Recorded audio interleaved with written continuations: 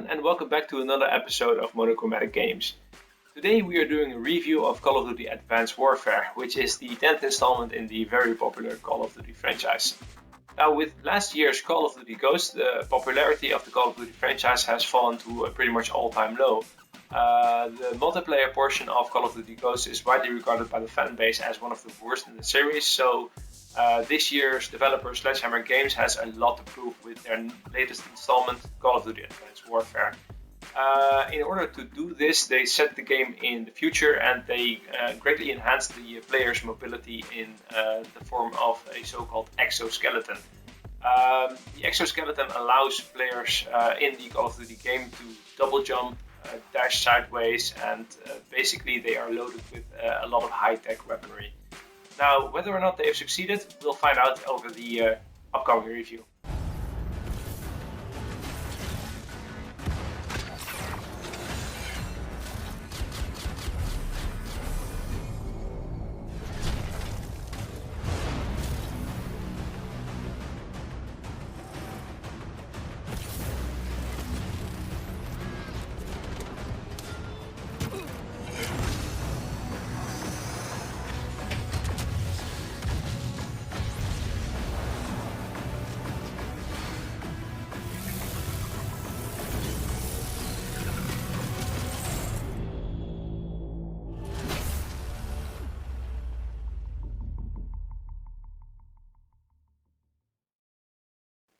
In the single-player campaign of Call of Duty Advanced Warfare, you take on the role of Private Mitchell. You and your best friend Will have enrolled in the US Army and are being deployed. North Korea has just invaded South Korea and you are being sent to help out. Mitchell, over here! Even though your unit manages to complete this mission, its success comes at a very high price. Okay, timer's set. Give me... Ah! Ah! Oh, shit. Damn, I think my arm's broke. That fucking hurts. Okay, pull! Ah! Ah! Shit. Don't worry about that timer. Okay, one more time. Pull! Ah! Lift it off. You gotta go now. Mitchell! We're out of time! You gotta jump now! It's okay. I'll see you on the other side.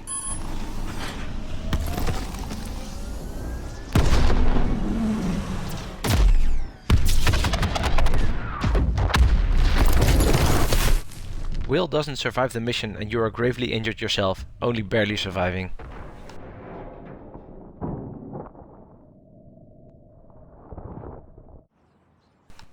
At Will's funeral, you run into his father, Jonathan Irons. Jonathan is played by Kevin Spacey. He offers you a second chance at his company, Atlas. Sorry, Mitchell. Will was one of our best.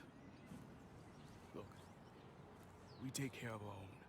If you ever need any... Excuse me, Private Mitchell. I'm Jonathan Irons. I'm Will's father. Mr. Irons, I'm sorry for your loss, sir. I'm sure you are, Sergeant. Private Mitchell, you were Will's best friend. You both paid too high a price for your country. It was an unfortunate tragedy, sir. It was more than unfortunate, Sergeant. It was unnecessary. Son, I want to offer you a second chance. Mr. Irons, Mitchell's been discharged with his injuries. I'm aware of his injuries, Sergeant. At Atlas, we have prosthetics that are 20 years beyond anything the military could offer you. Will told me what kind of soldier you were. You deserve to fight for a military that's as effective as you are. Think about it. Don't let Will's death be in vain. Sergeant.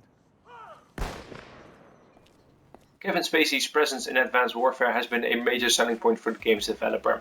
His performance is very good, especially when compared to Peter Dinklage's lackluster performance in the game Destiny. Now, as a player, you join up with the Atlas Corporation. The Atlas Corporation is a so-called PMC, a private military contractor. They are often hired by the various governments of the world in order to do their dirty work and get the job done.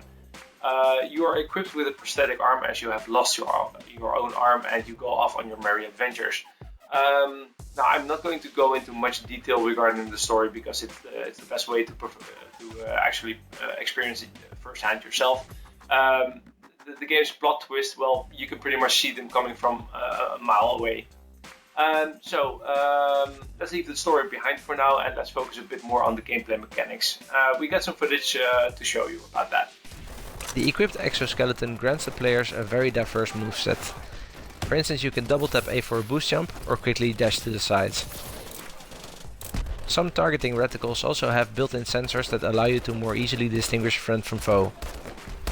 In this game there are two types of grenades, tactical and offensive. You can cycle through the various grenades at the touch of a button. The threat grenade highlights the various enemies in the game, making it very easy to pick them off. Defensive grenades are contact, frag and smart grenades. The smart grenades being my favorite. They lock onto a target, fly through them and explode. So while having a decent single-player campaign in a Call of Duty game is very important for some people, the majority of the people purchase a Call of Duty game for its multiplayer experience. As such, we'd like to dive into the multiplayer experience for Call of Duty a little bit. We spent some time with the various game modes and we'll show you a little bit of the gameplay in Call of Duty Advanced Warfare. On the multiplayer side of the game, your moveset is a little bit different when compared to single player.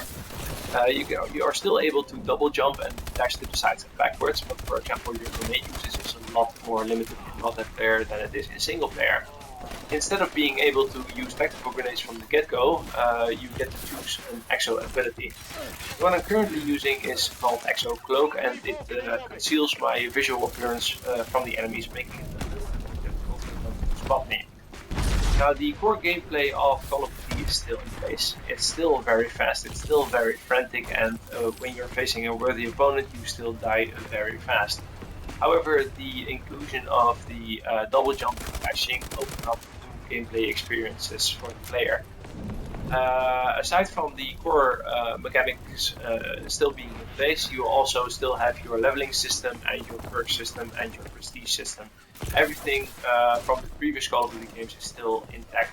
Some perks are a little bit different and there are some new perks, but the general idea is still the same from the previous Call of Duty games. So how does Advanced Warfare stack up against its predecessors? After last year's Call of Duty Ghost, there were a lot of people that thought that the Call of Duty franchise was done for.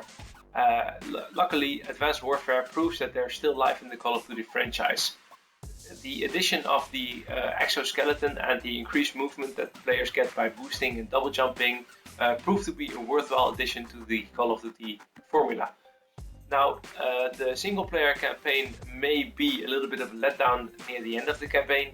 I think that overall the story is adequate enough to entertain you, at least for the duration of it. As with previous Call of Duty games, the campaign isn't really that long, so usually you're done with around 5 to 6 hours depending on your difficulty and of course your skill. The addition of Kevin Spacey in the single player campaign is also a very nice addition. His performances are actually very good and he really adds something to the story. Now, one other thing to note is the excellent sound design. The weapons, the explosions, pretty much everything that's sound related is very well done in this game. Now, as far as the multiplayer mode is concerned, there is a little bit of a problem with the lag currently. Sledgehammer Games have opted not to use dedicated servers, and as a result there is a noticeable lag if you are having problems with finding the right host.